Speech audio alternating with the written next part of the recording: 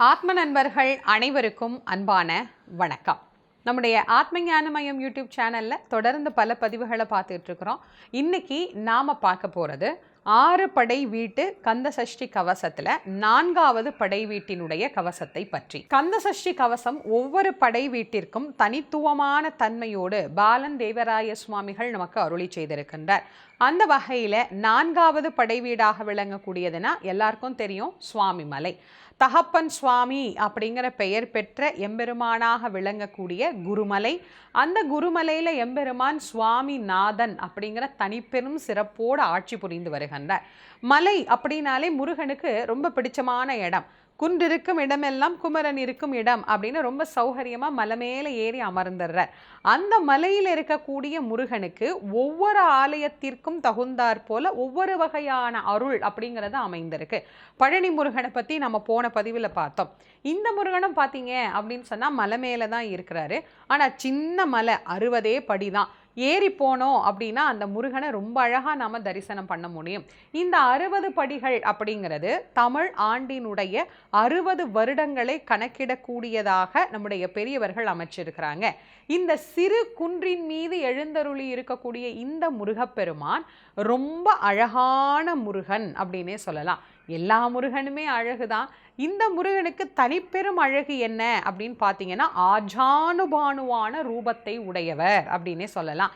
ஏன்னா 6 முருகன்லையும் ரொம்ப உயரமான முருகர் அப்படின்னு பார்த்தீங்கன்னா இந்த முருகர் தான். உயரம் மட்டும் இல்லைங்க, இவர் ஒரு கோலத்தில் பாலனாக இருப்பார், அதாவது குழந்தையாக இருப்பார். இன்னொரு கோலத்தில் பார்த்தீங்க அப்படின்னா நல்ல இளைஞனாக காட்சி தருவார்.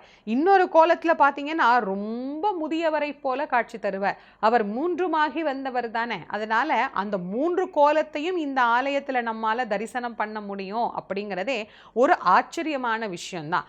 இங்கே இருக்கக்கூடிய முருகப்பெருமான் வாழ்க்கையில் நமக்கு ஞானத்தை அருளக்கூடிய முருகன். ஏன்னா இவருக்கு குருசுவாமி அப்படின்னு ஒரு பேருண்டு. குருமலை அப்படின்னு நாம் சொல்கிறோம், சுவாமி மலை அப்படின்னு சொல்கிறோம். சுவாமி அப்படிங்கிற நாமாவே முருகனுக்கு உரிய நாமா அப்படின்னு நாம் சொல்லலாம். அப்போ சுவாமி மலையில் எழுந்தருளி அருள் புரியக்கூடிய குரு சுவாமியாக காட்சி தருகின்றார். இவர் ஞானத்தை தருவதில் இவருக்கு நிகர் எவரும் இல்லை அப்படிங்கிறதுனால தான் இந்த பெருமானை இன்றைக்கும் நாம் ஞானத்திற்காக வழிபடுகின்றோம். அப்போ இந்த முருகப்பெருமானை நாம் எப்படியெல்லாம் வழிபட்டு நலன் பெறுகிறோம் என்கின்ற சிறப்பை தான் பாலன் தேவராய சுவாமிகள் நமக்கு இந்த கந்த சஷ்டி கவசத்தில் குறிப்பிட்டிருக்கின்றார். இந்த கவசத்தை அவர் துவங்குகின்ற போதே பிரணவ மந்திரத்தினுடைய பொருளோடே தான் துவங்குகின்றார். இதை எப்படி துவங்குகிறார் அப்படின்னு பார்ப்போம். ஓமெனும் பிரணவம் உரைத்திட சிவனார் காமுற உதித்த கணமறை பொருளே ஓங்காரமாக உதயத்தெழுந்தே ஆங்காரமான அரக்கர் குலத்தை வேறற கலைந்த வேலவா போற்றி. துவங்குகின்ற போதே பிரணவ சப்தத்தோடே துவங்கக்கூடிய ஒரு அழகு இதில் நம்மளால் பார்க்க முடியுது. ரொம்ப சின்ன பதிவு தான் இது. 74 வரிகளை மட்டுமே கொண்டிருக்கக்கூடியது. அவருடைய 6 படை வீட்டு பாடல் பதிவிலேயும் இது ரொம்ப அழகா துவங்குகின்ற போதே பிரணவத்தோடு துவங்குகிறது. ஓம் அப்படிங்கிறது எங்கும் நிறைந்திருக்கக்கூடியது. இந்த பிரணவம் அப்படிங்கிறதனுடைய சிறப்பு என்ன அப்படின்னா அதை பற்றி நிறைய சொல்லிக்கிட்டே இருக்கலாம். அகர உகர மகரம் இது 3னுடைய கூட்டு அப்படின்னு பார்த்தீங்கன்னா அது பிரணவம்.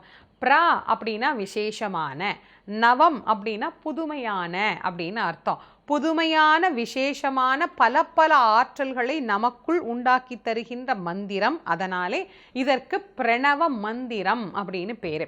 இந்த பிரணவ மந்திரத்தை சொல்ல சொல்ல சொல்ல சொல்ல உடல்ல ஏற்படக்கூடிய உபாதைகள் குறையும், நம்முடைய மனதில் ஏற்படக்கூடிய சஞ்சலங்கள் நீங்கும், வாழ்க்கையில தெளிவு பிறக்கும், நல்ல ஞானம் நமக்கு ஏற்படும், குழந்தைங்களுக்கு நல்ல புத்தி கூர்மை அப்படிங்கிறது ஏற்படும். இந்த மந்திரத்தை நம்ம தனியா சொல்றோமோ இல்லையோ அப்படிங்கிறதுக்கு தான் அந்த காலத்துல பெரியவங்க என்ன பண்ணாங்க, எந்த மந்திரம் சொன்னாலும் இதை முன்னாடி சொல்லிட்டு தான் சொல்லணும் அப்படிங்கிற ஒரு முறையை வச்சாங்க. நீங்க எந்த மந்திரம் வேணா எடுத்துக்கோங்களேன், அந்த மந்திரத்தை சொல்றதுக்கு முன்னாடி ஓம் அப்படிங்கிற இந்த பிரணவ மந்திரத்தை சேர்த்து தான் சொல்லணும். ஓம் சிவாய நமக அப்படின்னு சொல்லணும். ஓம் நமோ நாராயணாய நமக, ஓம் சரவண பவா. எல்லாத்திலையும் இந்த ஓம் அப்படிங்கிற நாமத்தை நமக்கு சேர்த்ததற்கு காரணமே அதுதான். பிரணவம் அப்படிங்கிறது மிக மிக சிறப்பானது. பிரணவ சப்தத்தை கேட்டுக்கொண்டே இருந்தோமேயானால் மூளை மிக அழகா வேலை செய்யும், அற்புதமா இருக்கும். குழந்தை முதல் பெரியவர்கள் வரை எல்லாருக்கும் ஒரு புதிய ஆற்றலையும் தெம்பையும் உடலுக்கு ஏற்படுத்தக்கூடிய தன்மை அப்படிங்கிறது இந்த பிரணவ மந்திரத்திலே அமைய பெற்றிருக்கிறது. அதனால்தான் இந்த பிரணவ மந்திரத்தோடு அதை ஆரம்பிக்கின்றார். ஓம் என்னும் பிரணவம் உரைத்திட சிவனார். எம்பெருமானுக்கு அந்த பிரணவ மந்திரத்தின் சிறப்பைத்தானே முருகப்பெருமான் உபதேசம் பண்ணார். இது சிவபெருமான் தெரியாமலா கேட்டார்? தெரிஞ்சுதான் கேட்டார். ஏன்? தான் உபதேசம் பெற்றால்தான் உலக மக்கள் எல்லாரும் தன்னை பார்த்து உபதேசம் பெறுவார்கள் அப்படின்னு சிவபெருமான் தன்னுடைய குமரனாகிய முருகப்பெருமானிடத்திலே உபதேசம் பெற்று காட்டினார். அதுபோல ஞானத்தை நாமும் பக்குவப்படுத்தி கொள்ளணும் அப்படின்னு இப்படி ஆரம்பிக்கின்றார். சரி, அதற்கப்புறமா அதை எப்படி தொடர்கிறார் அப்படிங்கிறதான இதனுடைய சிறப்பை அமைஞ்சிருக்கு. சித்தர்கள் போற்றும் தேசிகா போற்றி அப்படின்னு தொடர்ந்து வரக்கூடிய வரிகள்ல நமக்கு சொல்றார். இந்த சித்தர்கள் போற்றும் தேசிகன் யாரு அப்படின்னா முருகன். ஏன் சித்தர்கள் இந்த முருகனை பணிகிறார்கள் அப்படிங்கிற ஒரு கேள்வி இருக்கும் இல்லையா? சித்தர்கள்னாலே ரொம்ப வலிமை வாய்ந்தவர்கள், அஷ்டமா சித்திகளையும் தனக்குள்ளே அடக்கியவர்கள் அப்படிங்கிறது நமக்கு தெரியும். அந்த அஷ்டமா சித்திகளையும் ஒருவர் தனக்குள் அடக்கி தன்னை வழிபடுவோர்க்கு அந்த நலனை அருளுகிறார் அப்படின்னா சித்தர்கள் அவர்கிட்ட போய் தானே கேட்பாங்க. அதனால்தான் அனைத்து சித்தர் புருஷர்களும் இந்த முருகப்பெருமானை பணிகின்றார்களாம். எதற்காக? முருகா, எனக்கு நீ எல்லா வகையான நலன்களையும் அருளணும் அப்படின்னு முருகப்பெருமான் கிட்ட அவர்களே பிரார்த்திக்கிறார்களாம். அப்போ சித்தர்களுக்கெல்லாம் தனிப்பெரும் தலைவன் யாரு அப்படின்னு பார்த்தீங்கன்னா முருகப்பெருமான் தானே. அதனால எல்லாருக்கும் தனிப்பெரும் தலைவனாக விளங்கும் அந்த தெய்வமே ஒரு மிகப்பெரிய சித்த புருஷ கோலத்திலேயே நமக்கு காட்சி தருகிறார் அப்படிங்கிறத இந்த வரிகள் நமக்கு ஞாபகப்படுத்தும். அடுத்தது பார்த்தீங்கன்னா பொதுவா முருகனை பத்தி நம்ம சொல்ற போதே சொல்லுவோம், 12 கரங்களினாலும் நமக்கு எல்லா வகையான நன்மைகளையும் தருகின்ற தெய்வம், பகைமையை நீக்கக்கூடிய தெய்வம், பக்தர்களை காக்கின்ற தெய்வம், வேணுங்கிறத அள்ளி அள்ளி வழங்கக்கூடிய தெய்வம் அப்படிலாம் நாம சொல்றோம். இந்த கரங்கள் இன்னும் என்னெல்லாம் நமக்கு நல்லது பண்ணும் அப்படின்னு சஷ்டி கவசத்துல பல இடங்கள்ல பாலதேவராய சுவாமிகள் நமக்கு பதிவு செய்து காட்டியிருக்கின்றார். அதுல குறிப்பாக இந்த இடத்துல பார்த்தீங்கன்னா இந்த 12 கரமும் என்ன வகையான தன்மையை நமக்கு அருளுகிறது அப்படிங்கறது சொல்றார் பாருங்க. சரவணை வந்த சடாட்சர பொருளே, அரணையன் வாழ்த்தும் அப்பனே கந்தா, கரங்கள் 12 கதிரும் ஆயுதத்தால் தரங்குலைந்து ஓட தாரகாசுரன் முதல் வேரற சூர்க்குளம் முடித்து மகிழ்ந்தாய். இப்படி தொடர்ந்து கொண்டே வருகின்ற பாலதேவராய சுவாமிகள் இங்கே அந்த கரத்தில் தாங்கி இருக்கக்கூடிய வேலினுடைய சிறப்பையும் அந்த கரத்தினுடைய சிறப்பையும் இங்கே நமக்கு பதிவு செய்கின்றார். இந்த கரத்தில் இருக்கிற வேல் என்ன பண்ணுதா? எதிரிகளை அழிக்கக்கூடிய தன்மை படைத்ததாக அமைந்திருக்கிறது.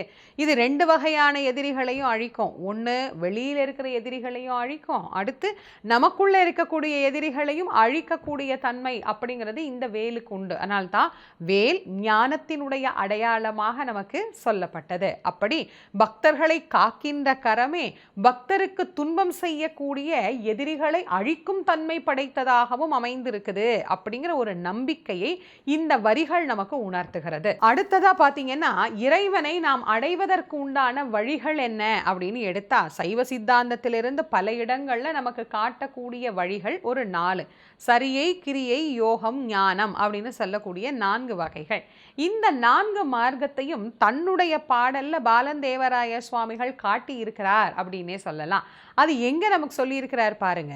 சரியை, கிரியை, சார்ந்தனல் யோகம், இரவலர்க்கு அருளும் ஈசா போற்றி, எது செய்திடினும் என்பால் இறங்கி கோதுகள் இல்லா குணமெனக் கருளி தரிசனம் கண்ட சாதுவோடு உடன்யான் அர்ச்சனை செய்ய அனுக்கிரகம் செய்வாய். முருகப்பெருமானை பணியக்கூடிய அடியவர்கள் எல்லாருக்குமே இந்த நலனை அருளக்கூடிய தெய்வம் அப்படின்னு நமக்கு அழகா ஒரு 4 விஷயம் சொல்றார்.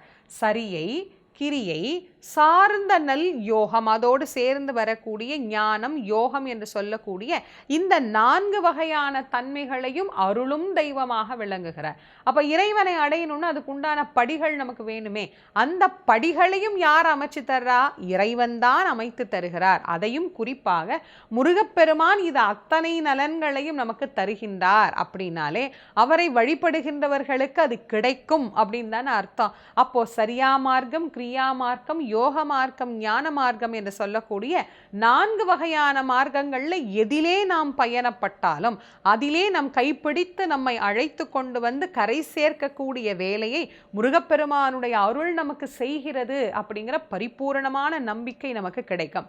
சரி, அப்படி அந்த அருள் நம்ம கிட்ட வருகின்ற போது வரவிடாம தடுப்பதற்கு அப்படின்னு ஒண்ணு வரும். அது என்னன்னா சாபங்கள் அப்படின்னு சொல்லலாம்.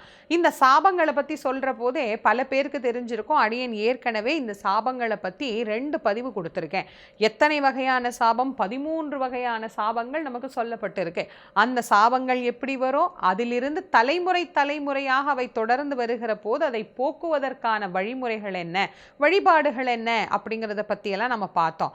அதில குறிப்பா தெய்வ சாபம் அப்படின்னு ஒண்ணு பார்த்தோம் இல்லையா? அந்த தெய்வ சாபம் இந்த முருகப்பெருமானை வழிபடுவதனால் நமக்கு நீங்குகிறது அப்படிங்கிறத இந்த இடத்துல மீண்டும் பதிவு செய்தார் போலவே காட்டுகிறார்.